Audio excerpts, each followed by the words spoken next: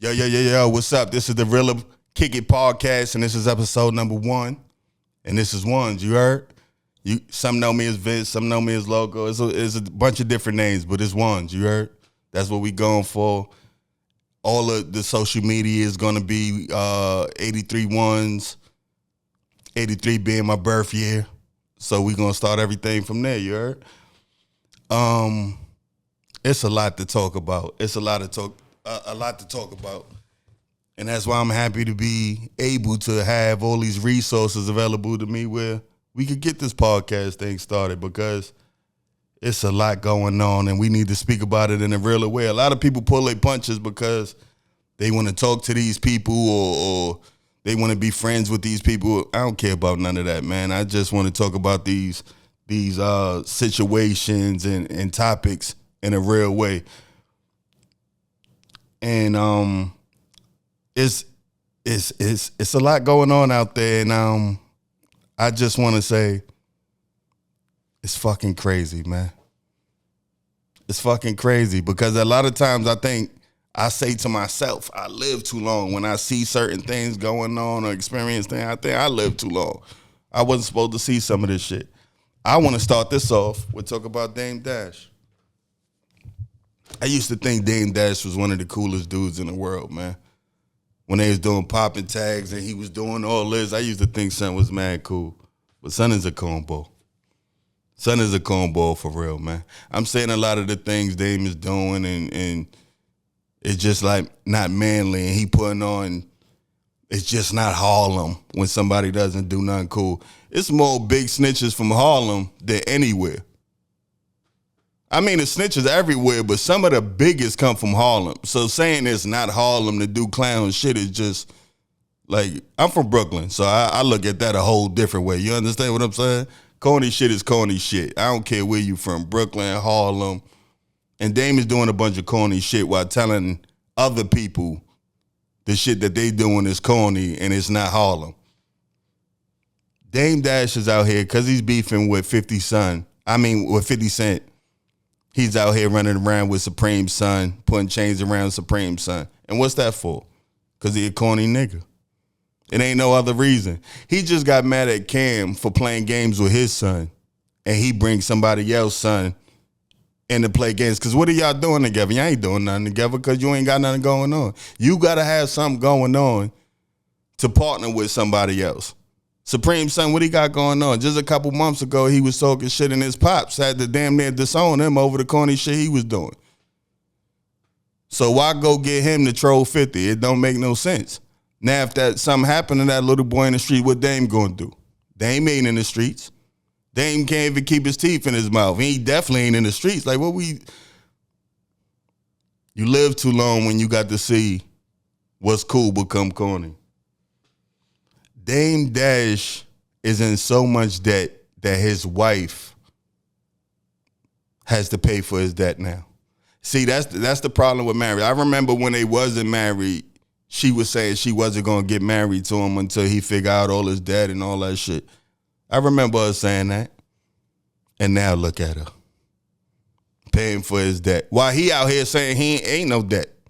While he out here saying he the boss and he balling and he got all his money moving and all that shit. I think Dame was living off of her anyway.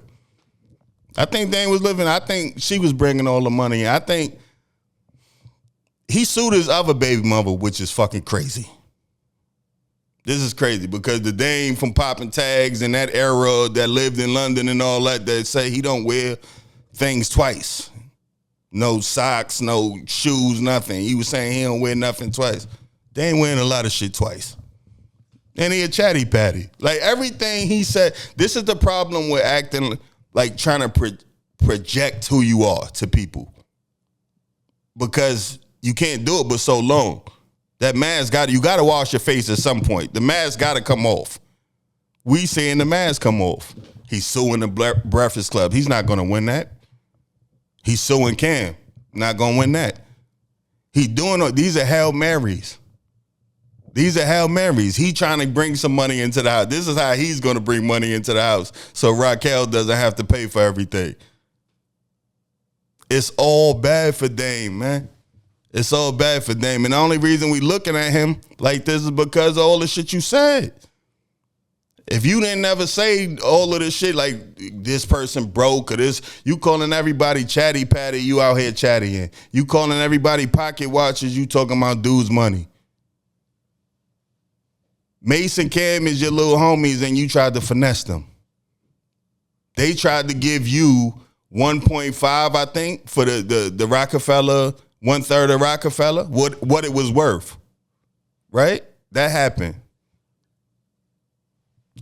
And later on, you go on to say, yo, it's worth $10 billion because I got all these people, these interests and all this other shit. Nah, I'm not paying that. You tried to clear your debt, then put some money in your pocket. Nobody had to do that because no matter what, they was taking the third from you.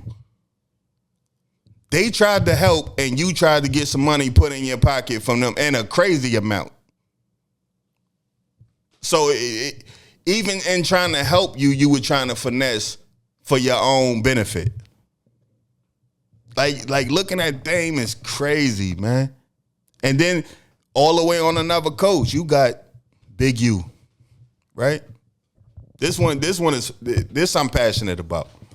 Because I always tell niggas, man, that gangbanging shit, that shit ain't about nothing, man. I wasn't a gang member, I was a gangbanger, and I ain't get shit for it. You hear me? Protected a lot of niggas. Came outside for a lot of niggas, held a lot of niggas down, both in jail and in the streets. Don't fuck with none of these niggas. There wasn't no real camaraderie. It's just, you need me, so you, nah. A lot of the times when I was gangbanging, right, I was around a bunch of neutral niggas because I was gangbanging for a different reason. All this is going to come back to the big U shit, but I just want to throw my little shit in there, right? In 1996, the blood shit hit New York, right? It was crazy. People were scared because they were cutting people, just regular people. I ain't talking about like street names. They cutting grandmother, asking for time and all that, right? My mom's coming to the crib one day. She worked at Bryant Park in the city, right, at the Verizon building. So every day she had to get on the train from downtown Brooklyn to Bryant Park. I had her on the phone one day and she was like, oh, it's crazy. I don't even want to go to work. I don't even want to get on the train because niggas is cutting just regular people, asking them for the time and cutting them. At the time, I knew no Crips. Absolutely none. All I knew was the movies like, what you call this shit out? Boys in the Hood and all that shit. That's the only representation. I didn't know nothing about that shit. But I know it was the opposite of the Bloods, right? So I started wearing the blue bandana. I didn't know what the shit was about, right? But that was my reason. It was on some superhero shit.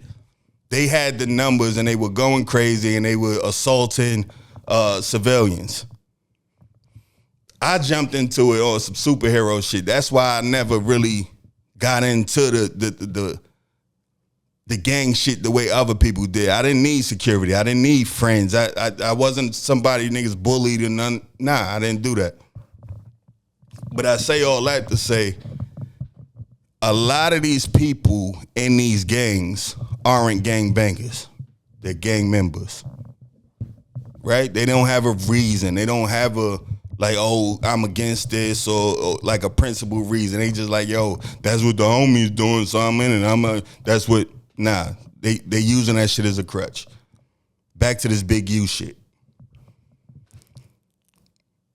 50 rolling 60s are snitching on Big U. 50. They was just talking about the rolling 60s like they were Bodman. Like, yo, this is the biggest gang. You go on the internet and you see videos that say you ain't a 60 till you kill a 60. Now it is. Point being, what the fuck is the purpose of these gangs? What's the purpose of the gangs? Because a lot of those 50 are gang members that were forced to be gang bangers. How do I know? When the pressure came, they told. Understand what I'm saying? These were gang members forced to be gang members because they tell you you can't just be in the hood and don't go put in work. Somebody gonna put a gun in your hand. Somebody gonna tell you gotta ride on the ops at some point. That's why most niggas go through it more in their community than outside because they don't go outside their community. So you end up beefing with your own homeboys. You know why? Because your homeboys ain't your homeboys. In a gang, let's say there's 100 niggas. Right? 100 niggas that's in that gang. You probably fuck with 6 of them for real. Probably fuck with 6 of them for real. And these are 6 niggas that you would be fucking with if you wasn't in the gang. That's why you end up closer to them because no matter what, y'all would. So that leaves 94 niggas that's supposed to be your niggas that you don't really care about. But you calling them your homies. All right? Now 100 niggas get pulled into a RICO just because of their affiliation. Mind you, you don't care about 94 of them niggas, and 94 of them niggas don't care about you. You gonna keep it tall. You gotta keep it tall now. This gang shit has gotta go.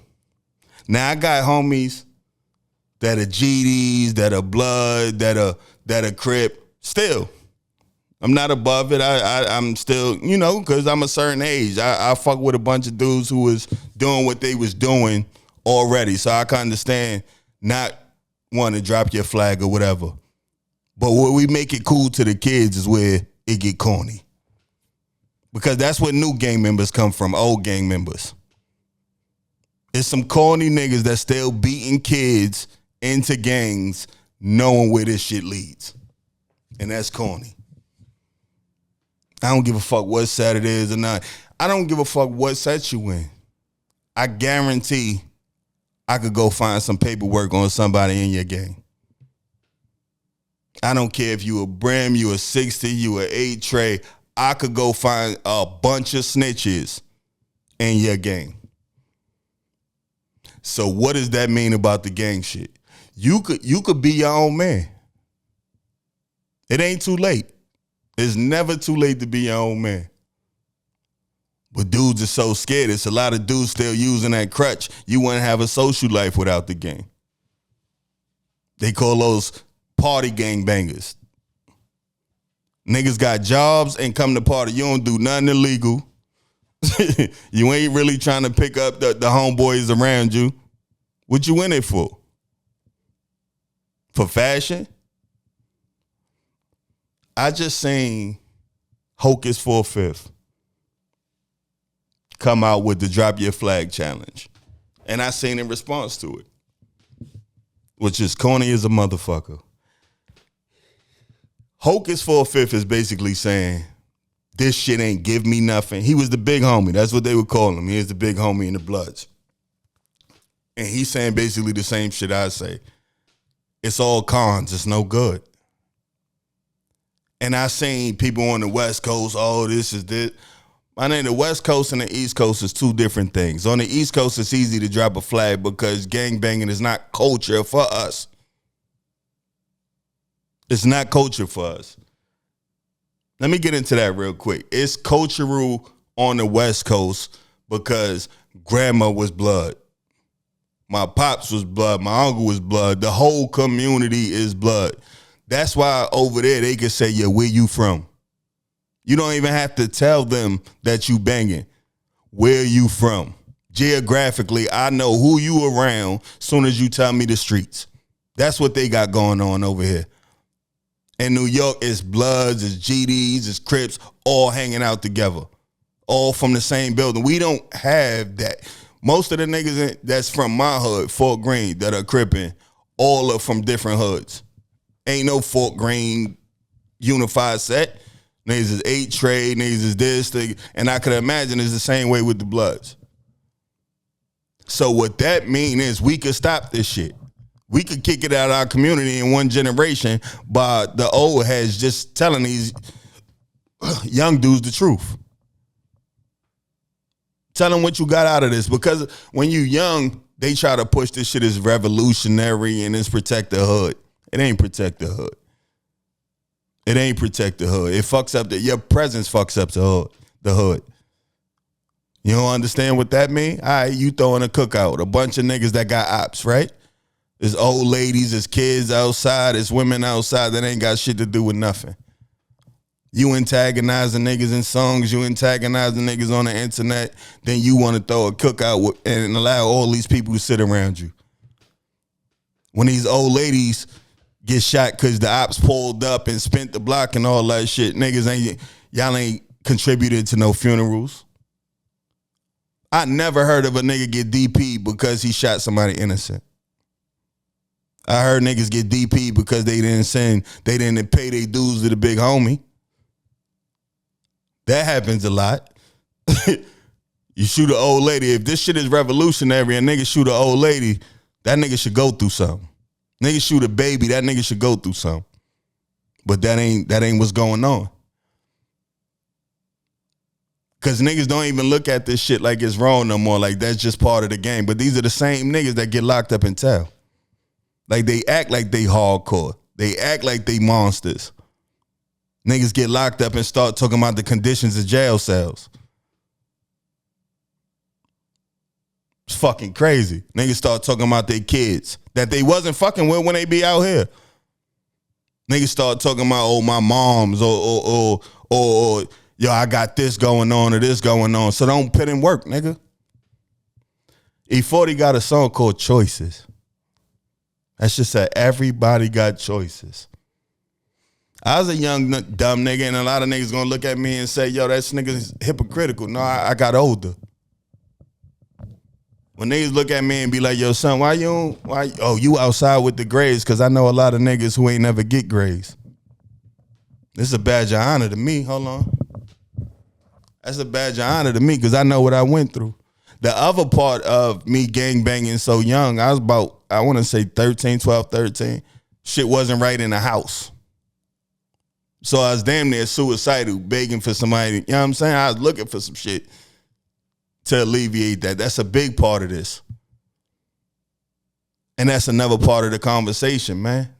And the house don't be right. Niggas ain't got no guidance. And guidance lead black men to look for guidance or structure. Because that's what we missing. When a man is not in the house, we're missing structure. We're missing structure. That's why a lot of the times young boys go outside and they want to hang around the people they think are men. Oh, he got it figured out. He got the bitches or he got a vehicle or something. That's everything I don't see at the house. So I'm going to try to be him. Trying to be him, you're emulating what he's doing. But you don't really know him. You don't know nothing about him other than what you see. And that's what he giving the word. He fucked up too. He ain't a leader, but he ain't going to tell you he ain't a leader. Because he don't know. He ain't did the self-assessment. He just on the same motion. He ain't had a father or whatever. And he grew to be what he thought a man would be. Now he passing young kids what he thought a man should be. But none of these niggas is giving you nothing. A nigga giving you pack. Niggas who used to be giving, 30 off 100? Some niggas was getting 30 off 1,000 just because the spot was clicking. Like, oh, you gonna make the money because the shit. Like, just, it was all bad. But they don't run those plays on adults. You run those plays on kids. And this whole thing with me is about reaching out to those kids. Because I even said, I watched the Casanat stream, and he got niggas around him that I know ain't never been in enough, and they act gangster. They talk about what they did in the street. My nigga, you 17 now. What you did? You been streaming for 5 years. You understand? Like, I don't understand at this point because it's so much information now. When I was growing up, I was born in 83, right? Around 96, because I want to say around 96, 95, 96, I got in the streets, right? So I was about 12, 13 or some shit like that. I didn't know no engineers. I couldn't go on the internet and go look at engineers and lawyers and all these different type of people. I knew a narrow set of people. Like the world was blocked out to me. I didn't know about the world. I didn't know much more than my block. All I knew was that and these people. So when I looked at drug dealers, that was about the only game in town. But now you seeing successful people. You could go on the internet and see all kind of black successful people. So you're not limited into saying I have to be that or it's nothing else. I don't think kids appreciate how much information is at their fingertips, because I'm seeing these kids turn into what I turned into when the circumstances is totally different.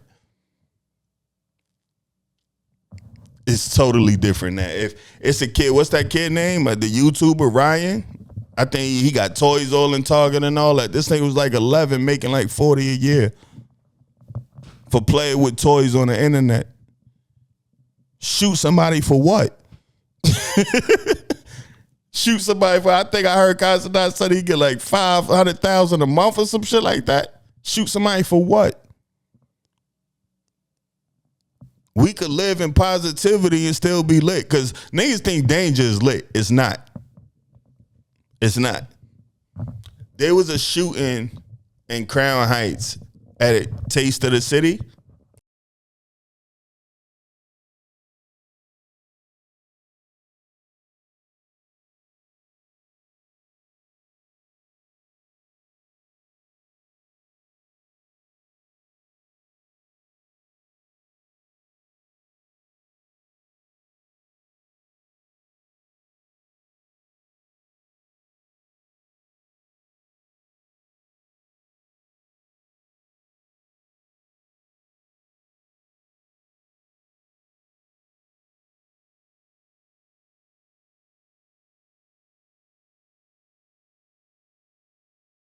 It's a restaurant, little lounge, hookah spot, a little nice place.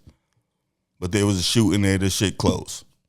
One of the shooters got locked up, right? Got locked up for it. At arraignment, I'm guessing, he cried out for his mother. Cried out for his mother. This is the streets for you, man. This is the streets for you. When I got in the streets, it was older. They wasn't even leading. It was just like, yo, do this, don't be this type of shit. Don't do nothing you can't stand on. At 14, 15, I'm being arrested for shooting. Shit my moms could come and get me from. Like, I was that young doing stupid shit. And now I'm hearing, before we got on air, I read some paperwork about a grown man, right? Putting in work in the streets, gangster. Told. Had a cop on speed dial, basically. He around gang members, he around the streets, he around all the elements, and he been working with police for about 5 years. Speed dial, got him on the phone. This is an older dude. It's no winning in the streets. It's over. It's no winning in the streets. It's no playing that game. Dying young. All the people that die young ain't the best of us, man. I'm going to say that because niggas keep saying the good die young. Nah, these niggas was kids that ain't know no better, man. We need to start putting up murals of grandma and whoever these niggas live with, because these niggas died as kids that never did nothing. They fuck up the community, they die young, and then we immortalize them. What does that send out to the kids? To die young and get immortalized. What I'm out here telling, you know what I tell the young niggas when I come across all that fly shit you like, you can't get that from a grave. Niggas be, I'm a grinder, I'm out here hustling. What you hustling for if you trying to die today? You ain't even trying to live to spend the money. You ain't trying to live to get the money or spend the money. So what you grinding for? You might as well stop looking both ways before you cross the street. You might as well get up out of here. If that's what you want. Like, I've been there before where you feel hopeless and all that. But let me tell you, man, every day is another day. Give yourself the change, man. I mean, give yourself time to change is what I should have said. Because you will change. I guarantee it, man. Whether it's at the end of a bid or it's because you learned from what you seen going on around you. One of the smartest learners is the person who can learn by seeing other people go through shit. Because you're going to go through all your shit and that's going to bring a wealth of information. But when you look at what your friends is going through, when you look at what your family is going through, and you could take that as information and incorporate it into how you live your life, you're going to go far. But if you stagnate yourself listening to fucking idiots, because sometimes when you listening to these dudes talk, you got to, I know a lot of get money niggas that ain't got nothing they want in life. They got everything you want in life because you ain't got much of nothing. So anything seem better than what you got, but they ain't got nothing they want. Because they got drug money. They can't go just buy a car. They can't just go buy a crib. Most of these niggas ain't even on nobody lease. These are the things that should matter to you young. Nobody ever told me young that I should be worried about these things. The goal is to get a house, not stay in an apartment. I stay in an apartment now. But I know the goal is the house. But I'm just getting that later on in life. Imagine if I knew that at 20. I could have sidestepped a lot of shit. I could have sidestepped a lot of shit. The loyalties and all that you think you have, most of that shit, all of it is going to change. All of it is malleable. All of it is in flux. Everything is changing. Most of the niggas you think you would die for and all that shit, them niggas ain't even going to show up in courtrooms if you have to hit something. They ain't going against your ops for you. But you still come back to that same community and being around the same people. You're going to get the same shit. You're going to end up in the same places. You're going to stagnate yourself. But they ain't telling you that. You know why? Because beating you into a game make them a bigger homie. Now I can say I got 40 people up under me. 40 people doing what, though? 40 people doing what, though? Selling drugs to the community they live in? That ain't a win because you know what come for that. You either going to end up in a RICO and all of y'all going to be charged or they just going to be picked off the street one by one in perpetuity. They going to keep sweeping because after they know you, now you got an MO. That's your MO. Now, every time you get caught for these drug charges, they tack him a little bit more time because you think it should a game. When you could spend that time going to get a job or focusing on a career, some certifications or something, and be making 144 at 25. As opposed to having the coke is bad and these niggas sold me some bad work or the weed is sprayed and all that shit. That ain't, listen, man, I'm telling you because I done been there. These ain't ways. These ain't ways to get out, man. Not valuable ways anyway. None that you should explore, especially if you know you ain't like that. Because they accept it on the one side, yeah, everybody want millions and we want easy millions, but when that door slamming them people come in, if you ain't ready for that side, you don't want that money. Because snitching ain't, let's take the word snitching off of, man. We talking about personal accountability. Let's make it that. Nobody, like Jay-Z said, nobody put a gun in your head and made you sell. Nobody put a gun in your head and made you gangbang. We are choosing these things at this point. And if we're going to continue to keep choosing these things, we can't cry about nobody else. Like I kind of hate to hear people say that you can't blame it on a white man. The percentage is just lower of what you could blame on a white man. There's still some things that are being legislated that weaken us and things of that nature. But just the options available to us. You can't take all the wrong options and be like, yo, it's the man. Nobody's telling nobody to pick up a gun. You don't need to do that. You go to a trade school and in the first 2 years be making 90 grand. So if the motive is money, what the fuck are you in the gang for? Because everybody has to pay dues to the big homie. But what comes back to you? Ain't nobody helping you with no resources. You could drop out of school and niggas gonna furnish you. You just be at the crib doing nothing. And nigga ain't gonna tell you to go to school, nothing. Nigga might tell you need to start selling drugs. And this nigga 40 still selling drugs and ain't got no kilos, no car, no lease, no nothing. And nigga wearing fake shit up from China. Like it's all bad for him, but it look good. And to a kid, because you ain't live that much life, you don't know the difference. But I'm here to tell you the difference. That's why this is really kick it. You know what I'm saying? That's all we gonna do. But now here we go with something else, man. Religion. Religion is one of those things I don't fuck with. Because all religion throughout time is known for atrocities. Like everybody, the books speak peace. But if you go back through time, it's all atrocity after atrocity, either on their own people or against each other, right?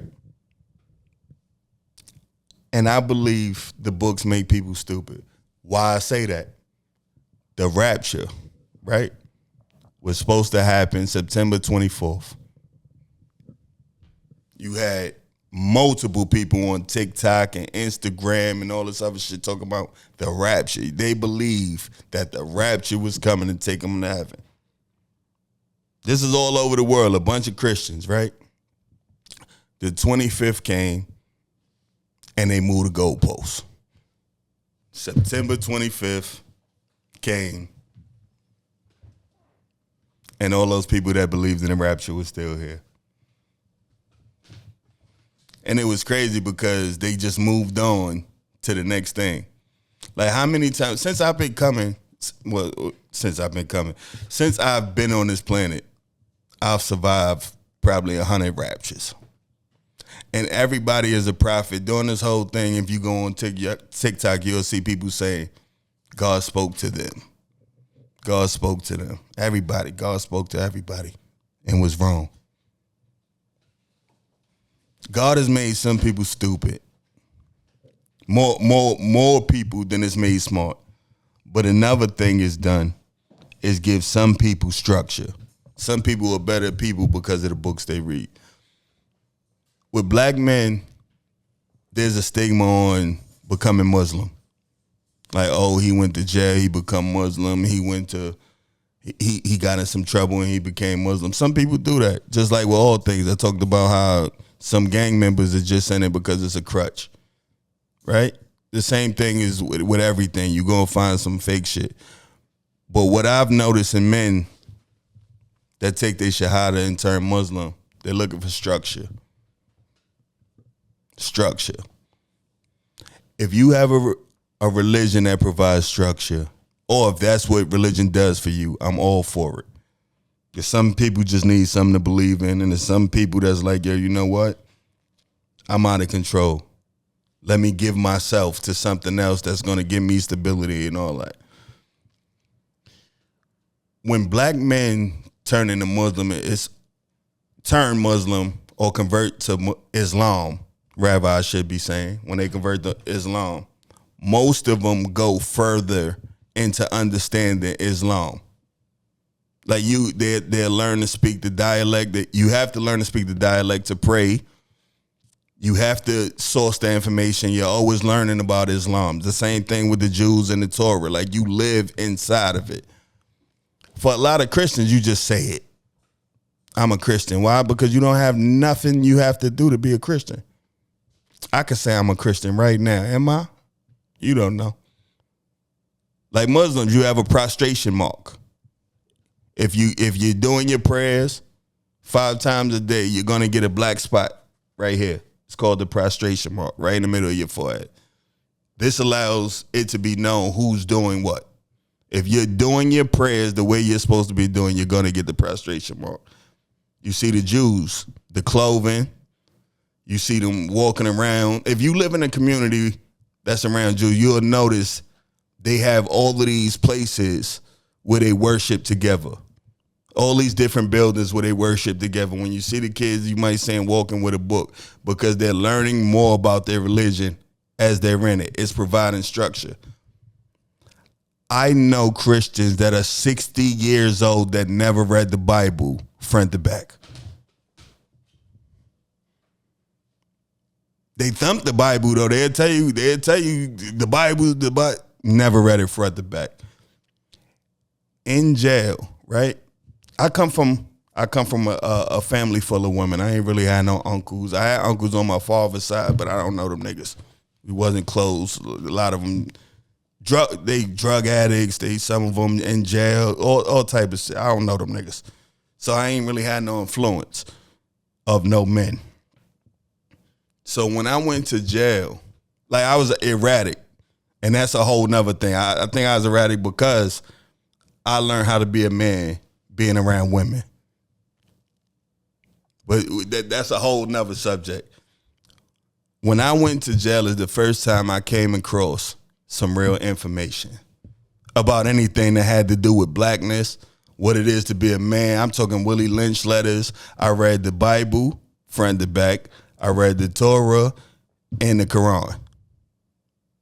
Because these are things that I was told to do so I would have more understanding of all of them. Because a lot of people say I don't believe most people, like the baptizing thing, I don't get it. This is just personally me, and let me tell you why. You can't say a religion is your religion until you pick your religion. You didn't pick your religion. If it was given to you, you just got a way of thinking. I told you to think this way, so therefore you would think this way. But the person you are, another religion might resonate with you and you never know it because you just locked yourself into one. That's kind of like the gangbanging shit. It's the same thing. To spread the Bible, you do what? Form a company that ends up tax exempt status, right? So it's free to spread the word.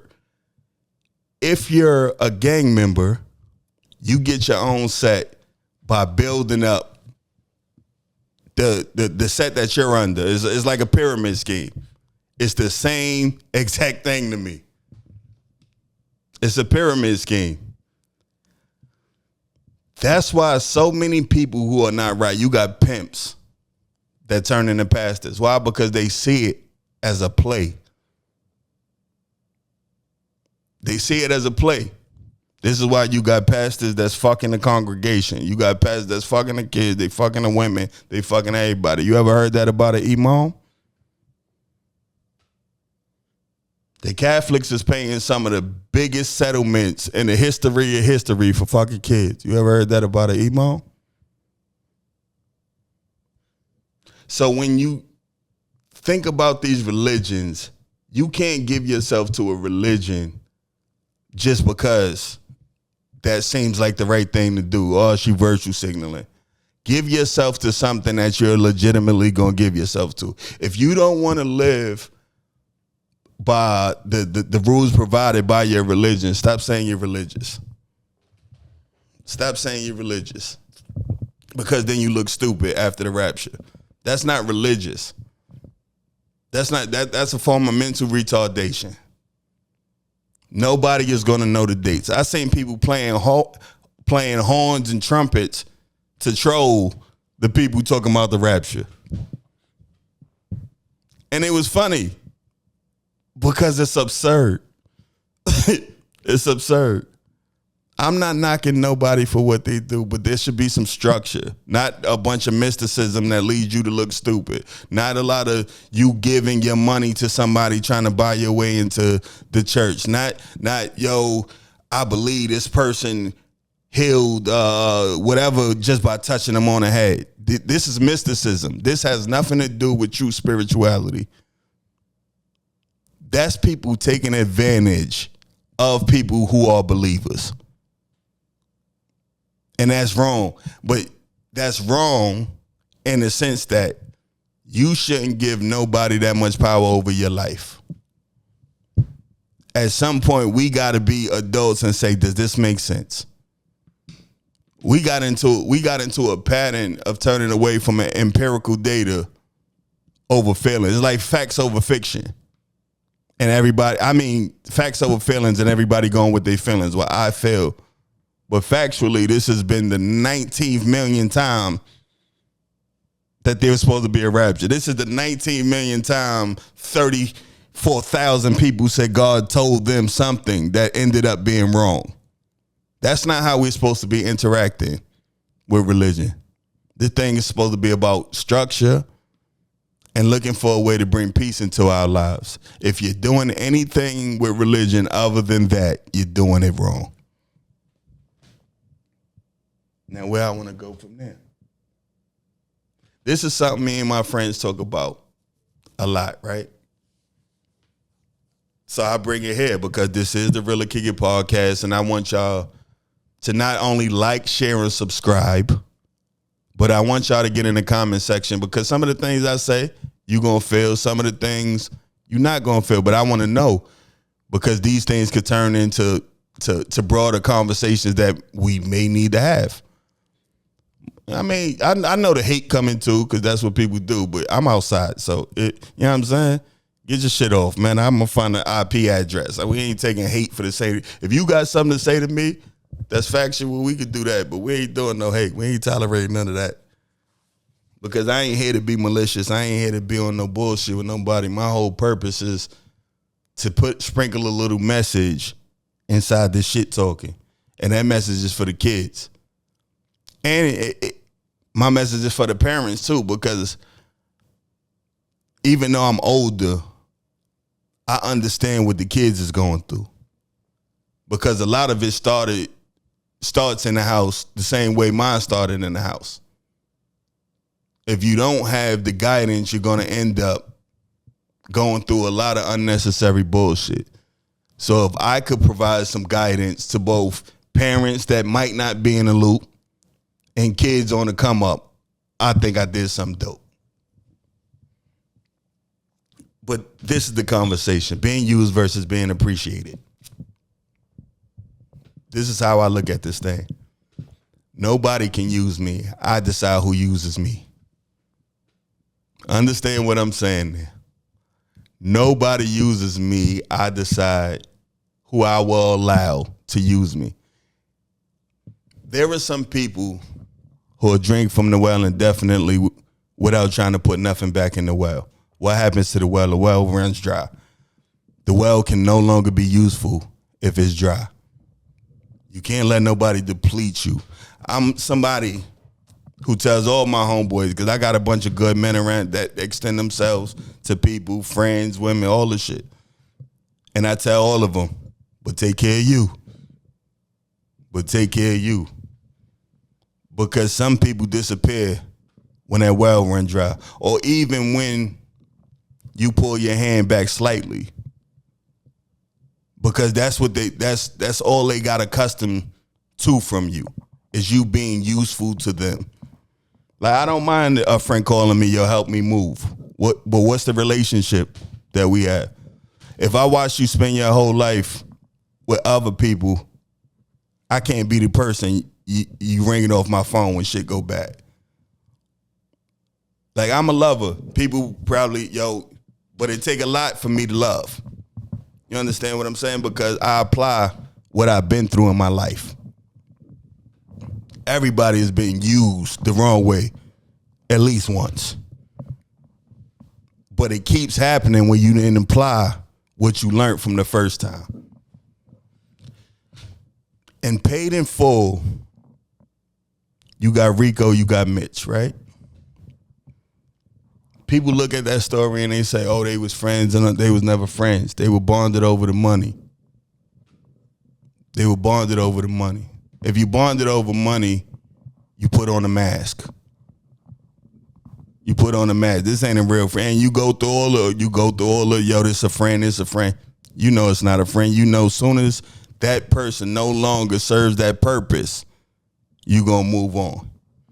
When we were kids, we used to come outside, no phones, no money in our pockets and all that shit, and have a great day. Somewhere along the line, once people start making these decisions, friends turn into crutches.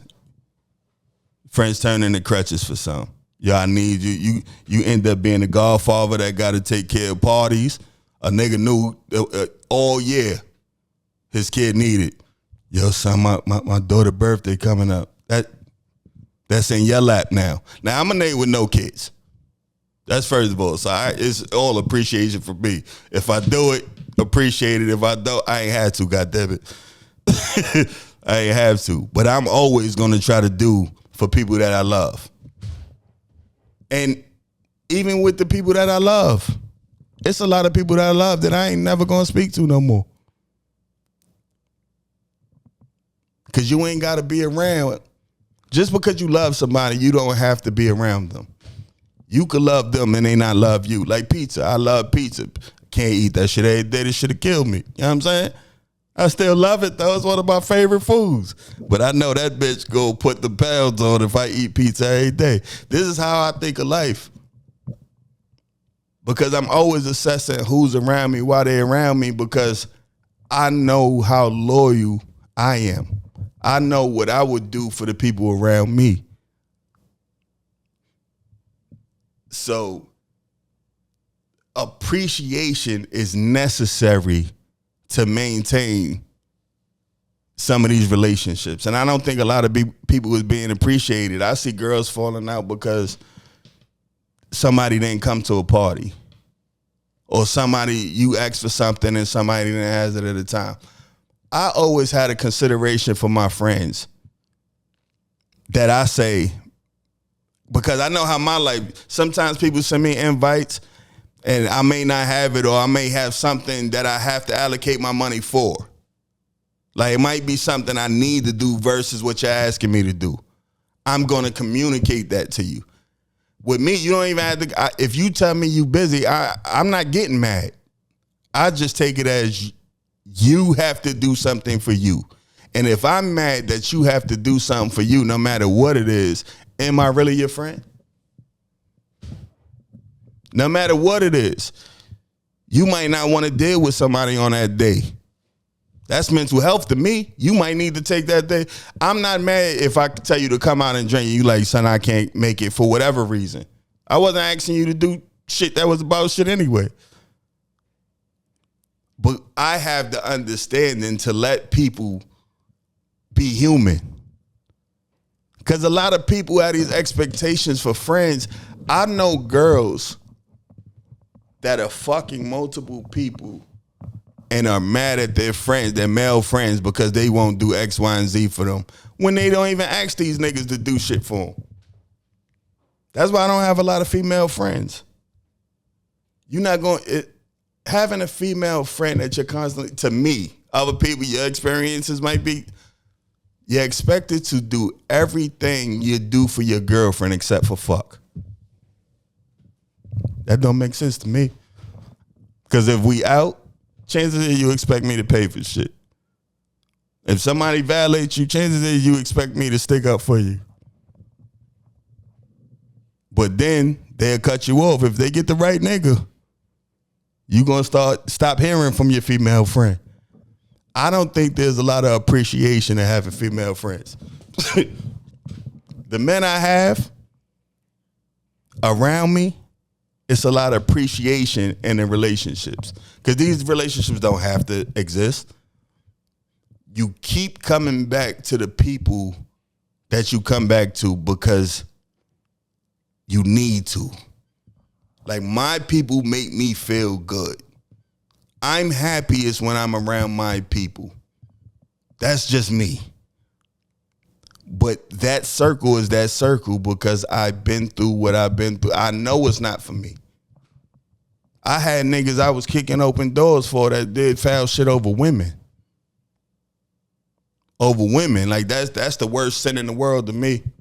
If we out in the streets, I don't now that I'm an adult, I don't even have all the qualifications for somebody to be considered loyal to me.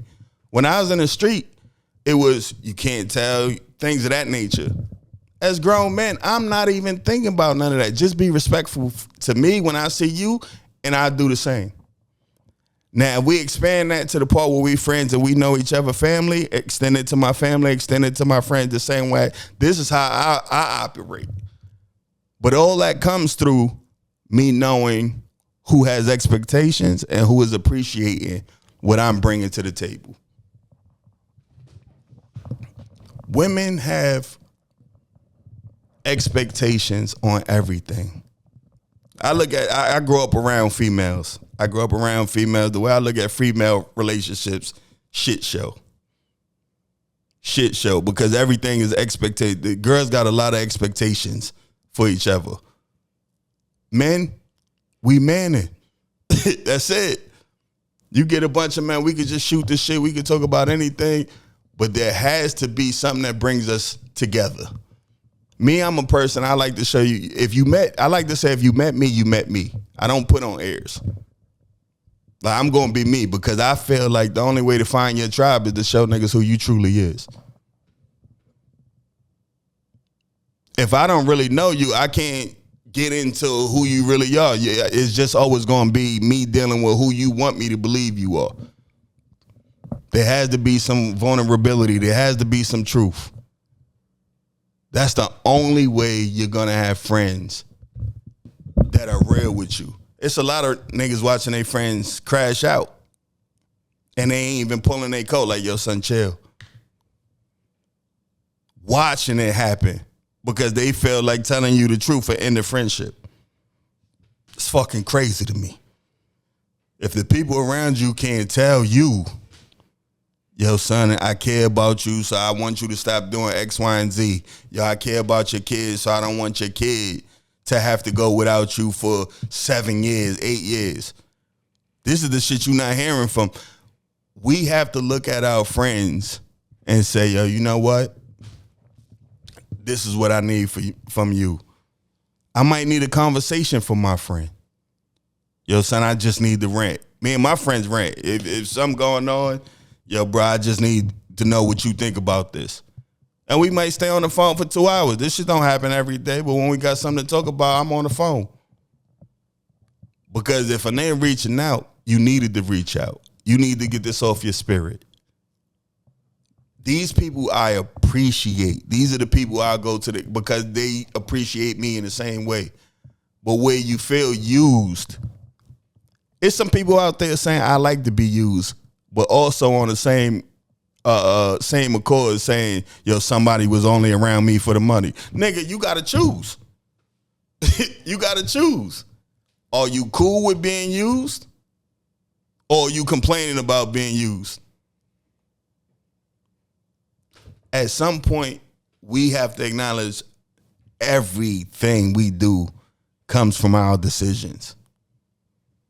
The friends we have, the women we fuck with, the problems we go through. It's no way of separating that we play a part in all of this shit. The friends we are, the parents we are, the sons we are, the daughter, we play a part in all of it. And some of it has to do with upbringing. A lot of people be like, all right, yo, your upbringing is what it is, but move on. You go to therapy, the first thing you're going to talk about is what? Upbringing. Because that's where it starts. The way you think, the way you carry yourself in public, all of it comes from what you saying, what was around. Now, some people grow up in fucked up circumstances and they take that information and be like, I'm not going to be a part of this when I got the opportunity to be in control of my life. But then you got some people who be like, oh, this is normal. So they continue that until they have kids and then they pass it on to their kids. Because nobody did that self-assessment thing like, oh, this is crazy how we living. So nobody changes anything. It's all decisions. It's all choices, man. And through this podcast, we're going to talk about decisions. We're going to talk about choices. We're going to talk about what is. We're going to talk about what need to be. We're going to talk about a lot of these topics that's just going on in the media, in the world, and things of that nature. And we just going to talk about it in a way that's real. That's real. Because like I said, if it happens organically, I would love to talk to some people, but keep it in the same vein. We got to be talking about something and things of that nature. But as just, I want to be friends with these people, or I want to go on their streams, or that's not me. I got enough friends. I done did all the adjusting. Now, of course, as we grow, it's gonna be some pieces added to this thing, but we gonna use the same. I don't want to say algorithm, but we gonna use the same way I've got through life until this point. I'm gonna use that thinking to pick up everybody we need along the way.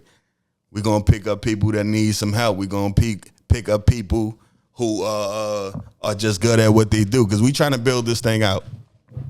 trying to build this thing out. This is episode 1, but I guarantee as we go on, it's going to be bigger and better. Because I know this is needed. A lot of people that don't know me are going to get to learn me. And a lot of people who think they know me are going to learn me through this. Because what I'm going to do is mix in the topics of today with excerpts of everything I've been through.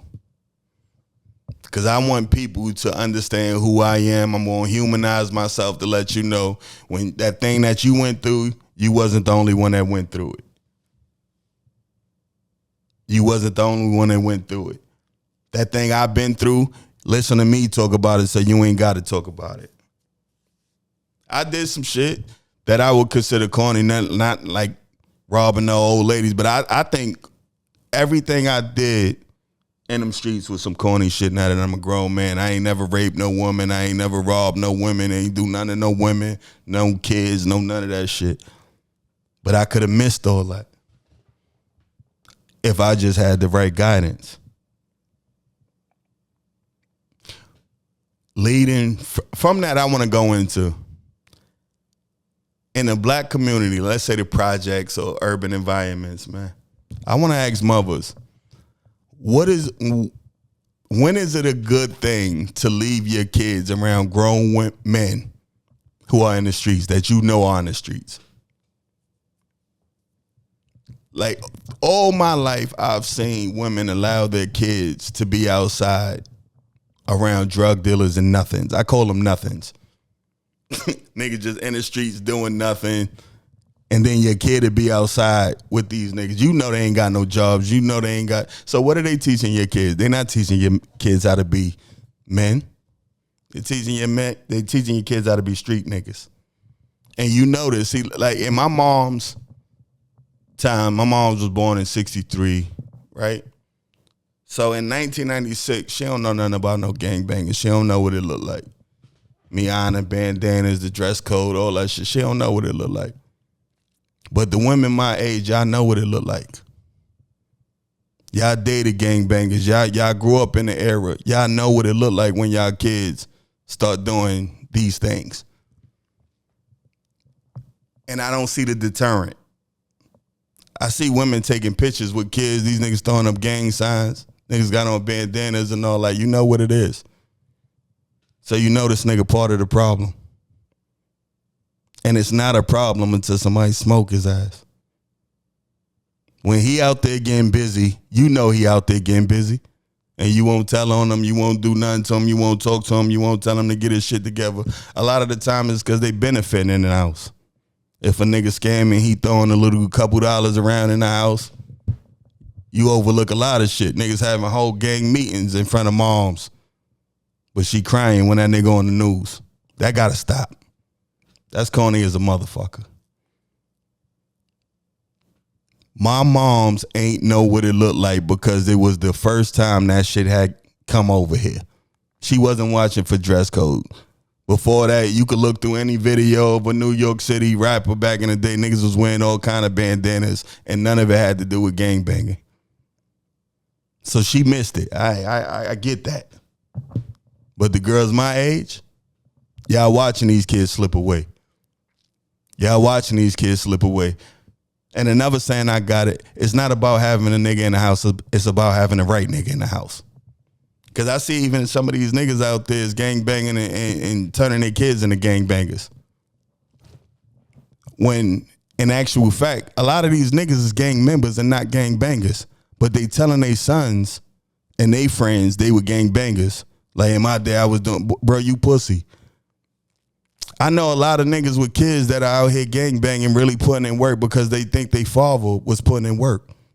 Your father telling a story about putting in work, but he wasn't putting in no work. This is a fact. It's all convoluted. It's all lies. Everybody is presenting, yo, this is who I am. And if somebody is telling you who they are, most of the times you can't believe them because that shit is unverifiable. Back in the day, I remember I was about 16. My homeboy, this nigga did nothing in Brooklyn ever. He went away for the summer. He came back. He shot a nigga with a shotgun. He did he put in all his work in a state that nobody could verify. A lot of that's going on right now. A lot of soft niggas is the reason these kids are being hyper violent, because they telling them, yo, nigga, in my day, a nigga couldn't do this, a nigga couldn't do that, a nigga couldn't do that. Mind you, this is the nigga that got slapped in the hood every summer that he was alive. But these kids don't know that. He just telling this story. I got a homeboy, right? And I'm gonna say I got love for this nigga and all that. We got the same birthday and all that, right? This nigga never did nothing. He never did nothing. He was like one of the Crips that you just around. This nigga never like did nothing, basically. This nigga is on Facebook, super Crip, hanging out with a bunch of kids. A bunch of kids, not niggas his age, a bunch of kids, right? Telling these kids he passing joints. Oh, something happened with the kids. He the first one to pass them a joint. When I was locked up, you know, when you locked up, you could say, yo, I'm from Fort Greene, and niggas gonna be like, oh, you know so-and-so, you know this nigga, you know this nigga. Niggas came at me and said this nigga was the guard. He's the guard. He was cribbing the street, got to jail, did the whole bit as the guard, got back to the streets, super Crip. I told him to his face, like, that shit is corny. Because as we get older, all the niggas that I know was actual bangers, if they ain't in jail, they grew out of gang banging. Most of them, for the most part. This nigga's an old man still out here repping it super Crip shit, but ain't doing it in jail. That means you can stop doing it altogether, brother. You could tell the kids why you didn't claim that shit in jail. If you want to duck the problems, duck them completely, and then tell the kids why they should be ducking these problems. Bro, I wish I had guidance. I was looking for it every fucking way I turned. When I got in the streets, there's a lot of niggas I seen as corny. A lot of niggas that street niggas that, yo, he's get money, but he a corny nigga. Morality wise, he's a corny nigga. Like when I sold drugs, I was a better like shooter and like just that nigga than I was a drug dealer, because I always felt the way about serving drugs to my people. Even when I was doing it, I felt the way about it. Like I stopped my homies from selling them people moms, and like I was that guy. And I'm talking about like 14, 15, real shit. This is who I was. I didn't know why. It wasn't because I always in my spirit been on some help the people shit. Angela Davis is one of my favorite people. Panther, as a kid, beat the feds, representing herself. Like, that's ill shit to me. I know some people who parents were on drugs, that me selling drugs to other people. I used to like to sell drugs to men only. Period. No mothers, because I'm thinking down the line, if she fucking up this money outside the house, her kids don't eat. This is how I'm looking at it back then. So I never became, like, I was around and niggas was 15, 16. I don't even think 16, like 15. Niggas cooking up bricks all night. This is what I was doing. I was around all the money in the world, but didn't like it. Didn't like how it made me feel. Didn't like coming into contact with the people that were fucked up. Old ladies shooting at a 15-year-old to get some, like, I ain't never hit a fiend, none of that. That wasn't part of my growing process. A nigga ain't fucking no fiends for no, all of it just bothered me, but I never knew. Now as a grown man, I know I love my people. I know that for a fact. I love being black. I care about black history. I care about where we going as a people. I don't have no enemies. Even I got niggas that I done shit to. Niggas done cut me. Niggas done snitched on me. I got about 9 niggas that done snitched on me. I ain't got no beef with none of them niggas.